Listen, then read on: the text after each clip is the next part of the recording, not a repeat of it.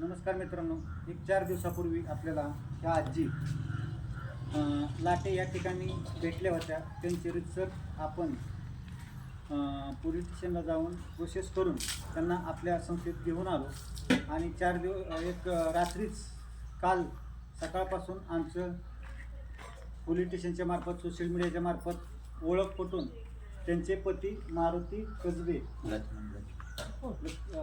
आणि शकुंतला गजबे हे ह्यांचे पती असून आपण आज त्यांना पोलीस स्टेशनची प्रोसेस करून त्यांना त्यांच्या ताब्यात देणार आहोत. आणि हे सर बोलतील 1 मिनिट. साहेब नमस्ते, माझं नाव अमित गाडे, मी प्रॉपर सांगली जिल्हा सांगली सिटी या ठिकाणी येऊन आलो आहोत. तर हे आमचे मित्र म्हणा किंवा आजोबा म्हणा, काही दिवसापासून आमचे यांचे 6-7 वर्षाचे रिलेशन होते आणि जगद्गुरू तत्वदर्शी संत रामपालजी महाराज यांचा एक समागमाचा कार्यक्रम होता 26, 27, 28 रोजी. तर 27, 28, 29 रोजी. तर 26 तारखेला निघाले असताना ह्या ज्या शकुंतला गजबेमाई आमच्यासोबत आल्या होत्या, पण काही कारणांनी त्यांना थोडंसं विसराळूपणा जाणवल्या कारणाने गर्दी बघून थोडंसं त्या भांबावून गेल्या आणि तिथून मिसप्लेस झाल्या, हरवल्या गेल्या तिथून. आणि आमची तिथं एक 2 दिवस शोधाशोध चालू झाली आणि आम्ही पोलीस स्टेशन वगैरे सगळ्या मार्फत आम्ही यंत्रणा लावली होती. तर मनोबल आसरा फाउंडेशन खूप चांगल्या पद्धतीनं हे सामाजिक कार्य हाती घेतलेलं आहे. राजू पाटील सर असतील, त्यांचे जे काही 6-7 सहकारी असतील, तर या लोकांनी अतिशय खूप चांगला कार्यक्रम राबवलेला आहे. एखादी संस्था चालवायची म्हणजे कोणत्याची गोष्ट नाही आहे. तर ह्यांनी जे काय आहे जो कार्यक्रम राबवलेला आहे यासाठी आर्थिक म्हणा पाठबळ जे काय लागत असेल तर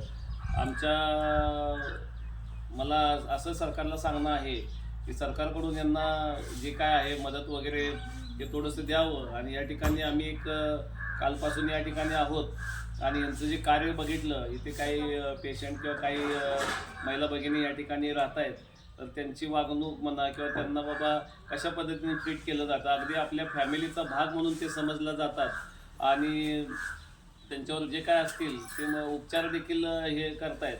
आता याचाच एक मला अनुभव आला की कालच आमच्या ज्या सहकाऱ्यांचे जे भगतमती म्हणा मिसेस मंडळी आहेत, त्यांना बीपीचा त्रास होता. एक 6-7 दिवस त्यांनी काही खाल्लं नव्हतं. ते 2-3 दिवस त्या इथं आहेत.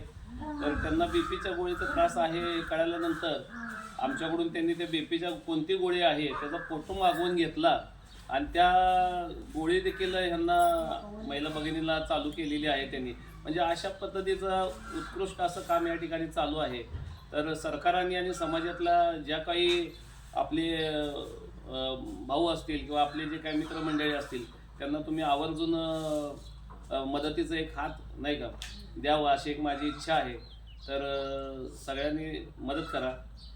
सच्चाई सर, तर मित्रांनो, हे कुटुंब म्हणजे खूप नाजूक परिस्थितीतून आहे. ते वॉचमॅनचं काम करतात, असे काही मोठी त्यांची परिस्थिती नाही आणि तरी ते मोटरसायकल सांगलीवरून साधारण 1:45च्या आसपास रनिंग असेल, मोटरसायकलीवर ते आले रनिंग करून. मग तुम्ही त्यातून समजून जावा की त्यांची परिस्थिती कशी असून त्यातून सुद्धा फुलाची पाकळी म्हणून त्यांनी आपल्याला 2100 रुपयाची मदत केली आहे. त्यांचं मी मनापासून आभार मानतो. धन्यवाद.